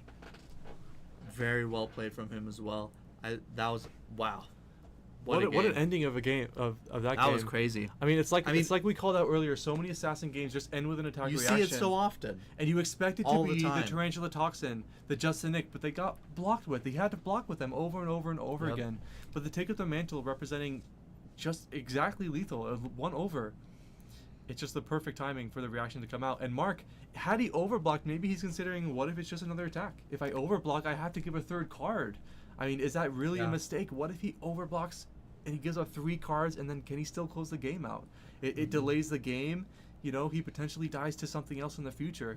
It's such a hard position for both players, and it was just so well navigated by Luke to stay alive that long. Yep, you see so many assassin games end almost exactly like that. Exactly. But it still is so crazy every time you see it. Yeah. You know what I mean? It's one of those things where every time I see it, I'm like, no way, wait, I've seen that before. But how did that happen? That's what it's like to be an assassin player. Yeah. It's like all the time. Below 10 is like when the game is like really, really interesting, dicey, dangerous to play. But yeah, so tragic. I mean, Mark twice in that game, just didn't draw a go again and he took an IP essentially. It happened twice to the Ira deck. It's just really unfortunate. It's like 1 extra go again card, and he probably closes that game out. Yep. There's the smallest margins by which the game ended. Some decent banishes on things like the Leave No Witnesses, hitting that all you got. Yeah. We didn't touch on it too much, but that was a big deal. Not getting the free block from that definitely mattered there in the end. Anyway, that's going to be the end of our Swiss rounds. It's the end of our Swiss rounds. It's the end of our Swiss rounds. So, well, for the stream at least, our players still have some time to finish up these rounds. So when at the end of these rounds, there'll be a cut to top 8, probably a short break for players. Not sure how much exactly. We'll talk to the top 8 when that happens, and let you guys know what's going on there. And then we'll stream our top 8. We're just gonna stream one game each round of the top 8.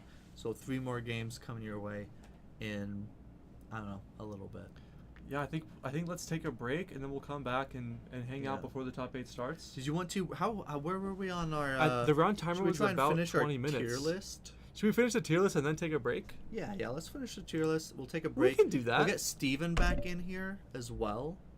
Let's get Steven back in here for some of the top 8 games. But such an entertaining game. We also will need some time because I know that they're going to be doing some raffles and stuff. So we're gonna have time to hang out. Top 8 probably won't happen until about 6 p.m. Mountain Time, maybe 6:15. We're not exactly sure, but we'll get those top 8 to you. We'll keep you all updated. But right now, you had some time to think about it. We just saw an assassin on stream. Dude. What do you think about new? Assassins? They're cunning. I mean, we got to see it on stream. They're cunning. They're sneaky. And here's something about new that maybe, you might not consider. You might be like, oh, well, like, what is her job? What does she do? Is that something that's going to assist her? Well, I think New's the type of person who she entertains company. Mm-hmm. Right? And I think when you are a person who entertains company, I think you need to have games that you can play. I think it makes sense that Nu would play Flesh and Blood, and I think she could be pretty good. Some raffles for the stream, Showcase Lorcana says. Raffles for the stream? I don't know if we have that set up, but that would be really fun. That would be fun. Yeah. We'll maybe have to do that for next time. That would be sick, though. That would be sick. We can ask about it. In honor of Showcase Lorcana. We can ask him. Oh. It won't be Lorcana, probably. No, probably not. Spoiler alert. It's not going to be Lorcana if we do it. But, yeah. Where do you think Nu's gonna This is a tough one. This is a tough one for me. It's a really tough one, I think. How much is Nu playing Flesh and Blood? How much is she dedicated to this game? I mean, I feel like Nu could be A tier. You think she could be A tier? I think it's between A and B for me. I feel like she could be good. I feel like kind of like Enigma. I feel like Nu kind of teeters between A and B. I'm not so sure though. All right, well, let's decide like this. Do you think she's better or worse than Enigma? God. I think she's worse than Enigma. All right, then I think she's worse than Enigma. Slide her into B. How do we feel? I think this is how I'm feeling. Yeah. Yo. Part the Misfail. Done. Doing solid. Part of the Misfail, really good at Flesh and Blood. Uprising, also really good at Flesh and Blood. Uprising, killing it at Flesh Uprising and Blood, Part of the Misfail both great at Flesh and Blood. I mean, Welcome to Wraith didn't do too bad either. No. Which Flesh and Blood set is the best at Flesh and Blood? For Rosetta, I feel like, okay. Now, speaking of Earth Heroes, we talked a little bit about Briar. I think I like our Earth Heroes, I think. Really? Oh, I'm just not sure. I mean, Florian, like... For me, it's the growth mindset, right? I feel like Florian, when he loses, he's thinking about how he can get better. Yeah, he sounds like a finance bro when you put it that way. Well, I mean like a personal growth mindset. The growth mindset. Of like...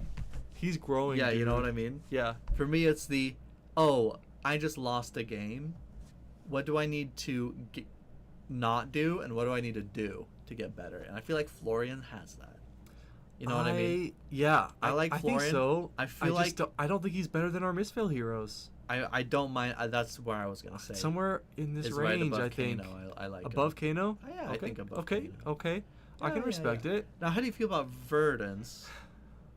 Because I feel like not as good as I Florian. I agree. I feel like she's not that good at Flesh and Blood. I feel like in the lore, I don't know if you read the Rosetta stories, but Florian's whole deal is kind of like, hey, get rid of all the old garbage and make room for new things, kind of. Not exactly. That's a very broad summary. Verdance was all about like, no, we need to hold on to those other things. Like the meta's changing and the new hero's good. And she's like, no, I'm still playing Warmonger's Diplomacy against Florian. And I'm like, dude, he's playing Felling of the Crown, sister. You gotta adapt your deck, man. Yeah, that's the wrong Moonblade. Yeah, I feel like Verdance is not that good. CNC Pummel is not what you got to be doing right now. You got. I don't know. You know what? I feel like Verdance could make it to the D tier. All the way to the D tier? I don't think D. I feel like she's definitely she's better above. than like Oldhim? I think she's better than Riptide for sure. I think she's better than Betsy. I'm gonna put her above Prism too. I think. Prism? At least. Wait, we have Prism at worse than Azalea? This is tough. Yeah, we put Prism right next to Azalea. Okay. I can see this. All right. Acilio has Ancient Arcane Wisdom. Is Acilio like? Is he like a computer? Like, what's up with that? He's like an ancient being. Actually, Acilio is an it, right? He's a construct. Is Acilio an it? I don't believe Acilio is gendered. That I don't know. Anyway, Acilio. Mayhaps an it. Are they? But I think good. We think so? I think Acilio is really good. But it's like, is it an ancient arcane intelligence? Like, does it really have? I think Acilio intelligence to play Flesh and Blood. You think it might be like, what are these cardboard rectangles? Yeah, we've got. I'm thinking like runes and lightning spells. To me, Acilio has the vibe of like someone. Of like, is it Manguchi? Yeah. Who came to Flesh and Blood from Magic. He's got the ancient wisdom. And is good. He's got the ancient wisdom. Ancient wisdom. You know what I mean? Yeah. I feel like he's Okay. like, Okay. and maybe he's not like our top flesh and blood pros. He's still got a lot to learn as far as flesh and blood goes. But I think he comes in and he has ancient wisdom, man. I think Acilio for me is gonna be A tier. A tier. Wow. Okay. And It's I a tough think call. above Reinar is where All the way above Reinar? I think Okay. maybe below Reinar. I'm gonna go with it. Yeah. I'm gonna go Yeah. with it. What How about do you think Aurora? We both played a little bit of Aurora. I played some Aurora. Let me pull up a picture really fast. So for me, Aurora is a hard one Aurora to looks like rate. she's having a good time. Aurora looks she's- like she's having a great time. She looks like she's she's fun. there for the vibes. She like if the tier list was who would be the best at a club or a disco party, like I feel like Aurora is like S tier. So here's I my don't think that thing makes for a good flesh and with- blood player. Here's my thing with Aurora, is the way that I played Aurora was very different from the way other people played Aurora, and the kind of decks that I liked to build with Aurora were very different from the decks that other people liked to build. So one of the things that I loved about Aurora was her flexibility, Yeah. right? Her hero ability really is very general, and her card pool is very flexible. And so I felt like she had access to a lot of fun tools and could build a lot of different decks. Yeah, we saw. That's the yeah. kind of flexibility that I really value in a game like this, where the meta shifts very True. rapidly, and you see the True. best players are the They're most able- adaptable They're able players. to do very anything. often. They're able to change on the Right? fly. That's not how most people played Aurora. The way most people played Aurora was very straightforward and was overwhelm you with numbers that Right, you but- actually can't handle. But her character, I feel like her character can react to anything. She I can. feel like she's a very prepared. reactive yeah. player, right? Yeah. I think I think she's good. maybe to her detriment sometimes, right? I think sometimes she tries to solve problems that don't exist, right? Or she's trying to be too cute with her solutions. Mm. But I think I like her in A tier. I feel like Aurora is really good, but she's a fun player. And maybe she's, that's biased. she's given up the competitive Okay, life. you Like think she's maybe she's a lower no, tier like I think because she's A tier, but she like could even be Okay. better. But she's not. She's not dedicated to winning. She's just having fun. Okay, but she she's good. enjoys the ride. But she's good. Yeah. She's Yeah. all about the ride. Yeah, I yeah, feel you, yeah. I feel you. Yeah. She's Okay, like she's yeah. like she's like Oh, carpe man. diem. Yeah. Let's put her. I feel like she's I feel pretty like good. I was gonna say below Lexi, maybe. Okay. Get all our lightning heroes all in a row, except for Briar. Sorry, Briar. Honestly, Shut up. I like Fi. I think You like I'm, Fi? I Yeah, think I'm okay. here. I think I'm I'm here. down with that. Yeah.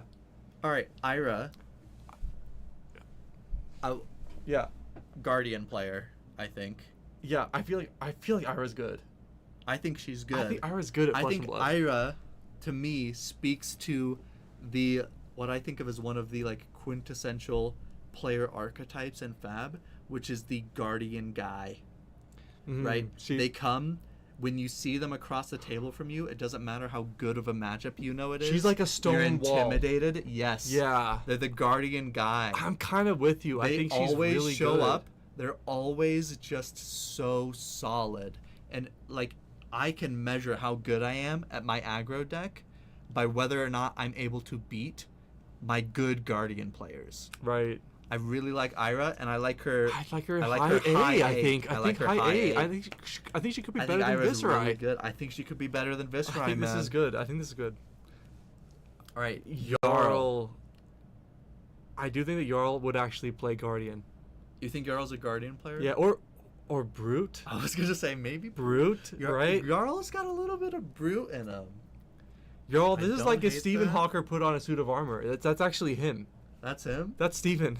Don't let Steven know that you said that, because he'll get that recorded as like your voicemail. That'd be sick. Wait, that'd be sick though. I like Jarl. I definitely think. It's tough. Wait, but I'm not ranking. Wait, now that I said he's Steven, if I put him, so like I'm not saying that Steve. I'm ranking Jarl, not Steven. Yeah, because Jarl is. Here's what I I think. think Jarl. I don't think Jarl is as good I as think Steven. Jarl is not as good at Flesh and Blood as Stephen Hawker. Yeah. This is my take. I think that. Yeah, I that, agree. I think that Jarl is kind of okay. I'm gonna be honest. I don't mind him by Levi Briar. Like here, somewhere Yeah, around he's here. not as good as our Fab Okay, Dad. I can take this. As I our can take Fab this. Dad Yeah. Bolton. Yeah. Legend. He wants to bonk you on the head, I think. He wants to play. Here's my a other brute. thing with He wants to Jarl. play swing big. He strikes me a little bit as a player like Kano, where what he really wants to do is give you frostbites. Hmm. You know what I mean? It's not so much that he wants to win; he wants you to suffer. And Sure. but I think he does that with starting a little bit lower than Kano. I think that. So I think you Yeah. know where he is below Kano. I like that. Okay. All right, Fang. Fang. Let me pull up a picture of this guy. How do you feel about Fang, man. Fang is a this? tough We're all the one. way to the hunted. Because I'll be honest, I haven't kept up with the lore as well as I maybe should have. I think Fang is very loyal, Yeah. right? We know Yep. he's very loyal. Has cards named after his loyalty, Uh huh. and I think that might be bad for him. Yeah, I think that Fang is not that good. I think Fang plays the Emperor and Blitz and no other decks. You know what I mean? Yeah. I think that maybe Fang only plays the Emperor, and so only plays Blitz. Yeah. And Yeah. I think he's better than Azalea. Okay. Yeah, I kind of agree. And yeah, I think that that's where Fang is. I also think that Fang is too rigid. Mm-hmm. He's not good at adapting. He just plays the Emperor. He's dedicated. Yep. That's the vibe that I'm getting. That's the vibe that I get. Syndra is another very interesting hero for a tier list like this. I really don't know. How do you I evaluate? really don't this? know. I'll say right now, vibe check, gut check, lower than Fi, higher Okay. than Fang. Yes, But that's a wide margin. I agree. So we're in the B tier range, I think, and I think I would agree. I could would see put her in like B high tier. C tier as well. I feel. I don't hate B tier though. I feel she's better than Levi at least. Yeah? Not as good as I don't Fab. know that I she's think better than Bolton. I think she's worse than our Fab Dad. Yeah. Better than our Fab Dad? It's hard. It's I don't tough. know. I think Cinder's a B tier. I think she's okay. She's pretty good. I think she's pretty good. She's pretty good. She could. Vibe check on Syndra, pretty good. Pretty good. Valda. Seismic Valda. impact. This is a tough one for sure. Dude, these are tough. This is hard. I want to say Valda. I'm feeling low. I'm feeling lower than Bravo.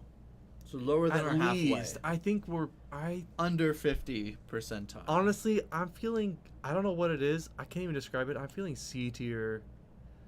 Yeah.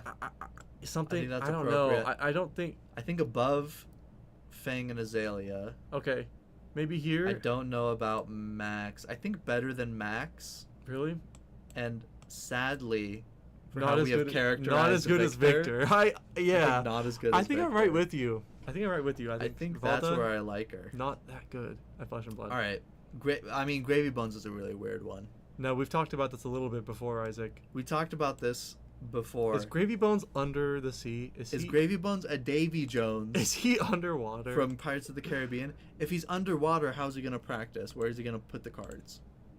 Also, his ship is is underwater. he undead? I mean, I think he could be the worst Gravy in the Bones game. confuses me. I think he could be the worst player in on the entire tier list.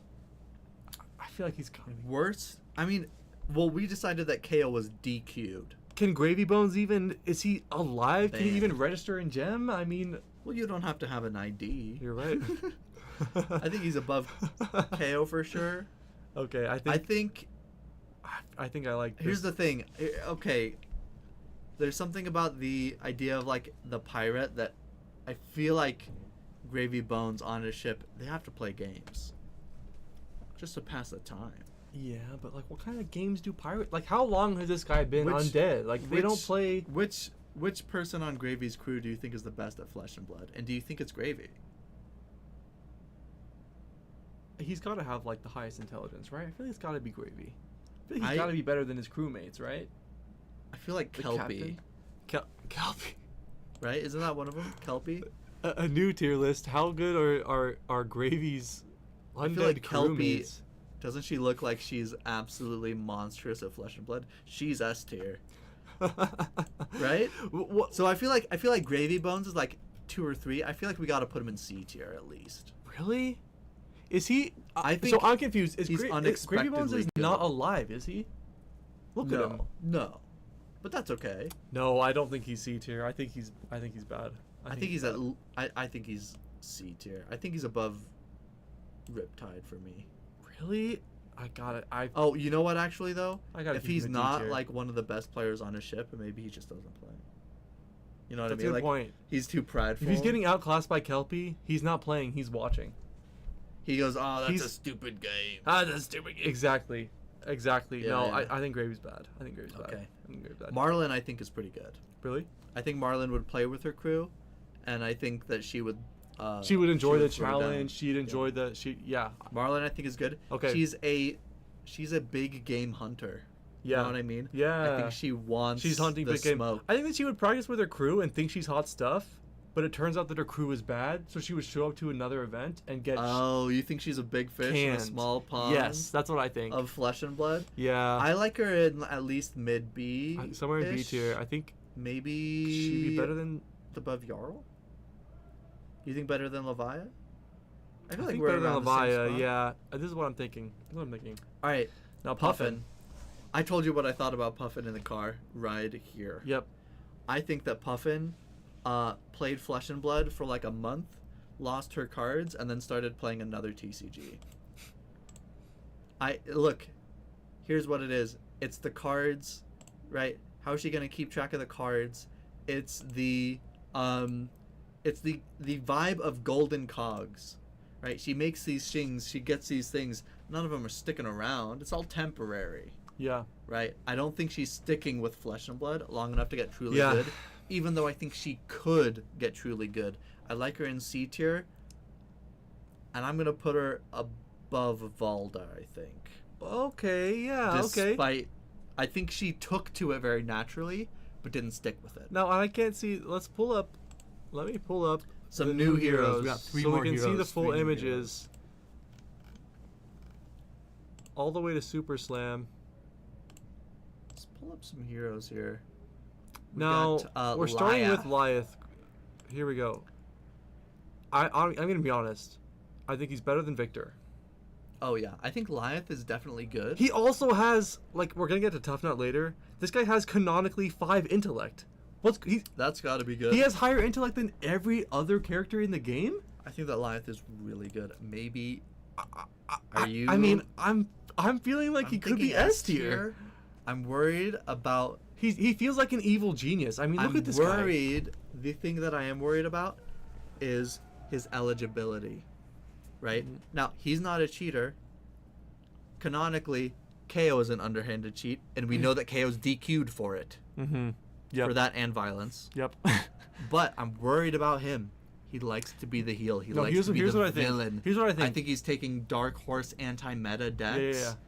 I do think he's S tier, but I think he's the bottom of S Here's tier. what I think. Here's the and impression. I think he's in danger of getting a suspension. Here's the impression I get from Lyeth. Lyeth is like, I mean, we can see it. He's reviled. He's a villain of Flesh and Blood. He's a trash talker. Yeah, He doesn't want. He's smart. He's not gonna get banned for a stupid reason. I feel like when he's trash talking, he's calculated. Okay. He's not losing his cool. I feel like he's not losing his temper. I feel like he knows what he's doing. I definitely think he's S tier. I think I do he's think S tier. he's the bottom of S tier. Okay. All right, Pleiades. Pleiades? Pleiades? Superstar. Superstar. I mean, she's confident. She's a superstar. She's got the attention on her. Listen, we could talk about it. I'm feeling a vibe of like good A, high A. Yeah. Yeah? I'm getting I'm the getting a vibe. vibe. I'm getting the vibe. I think I'm saying above I think not Dromai. Yeah. I'm Yeah, thinking the same I thing. like her there.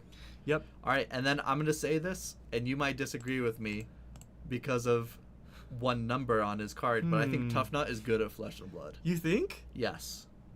I think Tough Nut plays simple decks, but plays them like simple plan decks and plays them well. So canonically, like, what does it mean to have 3 intellect? Do we know? Like, what is that? Well, he's kind of like a doofus. Yeah. He's kind of characterized as like an idiot. Come on. But I think that he like brings Spy. He plays Spy every week. Yep. And if you ever just don't do better numbers than him. He just beats you. No, dude, I think he plays no, Fi, Here's what I think. and I think he plays Victor Goldmane, and I think he draws cards. And you go, how did you win every single I think clash? this I'm guy- playing Bravo, yeah, this guy and he plays goes, Bravo. I don't know, I won every single clash. I feel like this guy plays Guardian, but aggressively. And Yeah, here's yeah, what yeah. I think. I think he misses his triggers. I think he's like blocking, like poor value blocks. I think like I don't think he's doing. I think he's it's the not guy clean. It's not that clean. gets away with way more than he should in the game. Where you're just like, you missed Tunic 3 turns in a row, and then you drew 2 Art of Wars and killed me. You know what I mean? I think he just sneaks his way in. He's the guy who you're like, whenever he sits across from you, you're scared, not because you think that he's better than you, but because he always gets away with shit that he shouldn't. Dude, there's no way this guy could be better than C tier. I'm sorry. No way, man. He's got to be better than... You think he's gotta better be at than least Katsu B tier, and yes. Victor? No. I don't think he's better. I just think he wins more. What? I think he plays- wins more. he just I plays- think he he plays- wins so much more than he deserves to, but he just wins. Dude, we're gonna have to agree to disagree on this one. I He's think playing, he's gotta be he's playing C tier. Runeblade. He's ripping 3 tomes. His one arm weighs as much as my entire body. I am a little worried. He does seem in the trailer for Super Slam. It did kind of seem like he wasn't sure if he was friends with the people or fighting the people, but they were losing anyway. Although he does seem kind of like friendly. Yeah, that's what I'm We saying. could like talk. But our way also, out of it. I'm not sure if being his friend is gonna save you. He might be that kind of guy. Yeah, well, that concludes Alright, this tier list. That's a fun tier list. I feel pretty good overall. Hey, do a tier list and send it to somebody. Huh? I want to see other people's tier lists. Yeah. How good do you think? How good do you think Victor Goldmane is? I know some people were like, he's S tier, and I think that's crazy. I think Victor is but- bad. Speaking of, let's take a look. I believe we have our top. I believe 8 we have our top 8. I'm just gonna try to pull that up here. standings for top 8 after 6 rounds of Swiss. Cut to top 8. Did they already do that? Oh wait, did you just? No, I pressed cancel. Okay. Standings. All right, pulling Oh, those up that's. here. Hold on. Yeah, just put standings. Can you put standings there?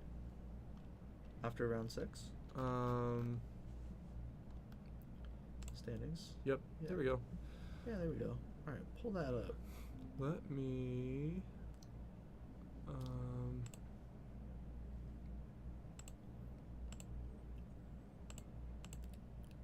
There we go. Just put it over. There we go. No, that's the right one. Okay. Yeah. All I'm right. gonna We hide do. the other screen. Yep. We do officially. We do officially have our top 8. Our standings, and some of these are cut off, but that's okay there. Looks like we got Steve Peterson, our Verdance player, taking the first seed at 6 wins. We have Kelsey LeBaron. That was our Jarl player of on course. stream. Shout out to Kelsey. Making 5 it wins 5 in and second 1. seed. In third seed, Alan Rogers on Kano. He has been mentioned a few times. 5 wins and 1 loss on Kano. Steven Osler, our Kasai, hitting that 4th seed with 4 and 2. Elijah, who we saw on stream a few rounds ago, playing against Steven. They're going to get a rematch in round 1 of the top 8 at 5th seed with that 4 and 2. Can you go back to the other tabula? I can't read it. Yep. There we go. After Elijah, we have Matthew Zogelman, a 3rd Verdance, a 2nd Verdance. Yes, there was a 3rd right below him. So And then Verdance right with below 4 him wins. on 7th seed, a 3rd Verdance. A 3rd Verdance. We do know that this Ashley was 4-0 going into the 5th round. So her losses were the last 2 rounds, making her way into the top 8. And then Luke, on who we stream just saw in his winning get in his game, win, and now he's his in. winning in game on Arachne Zip to Luke the is gonna Cracks, the be most hyped 4 game and 2. all day, I think, A and very exciting game.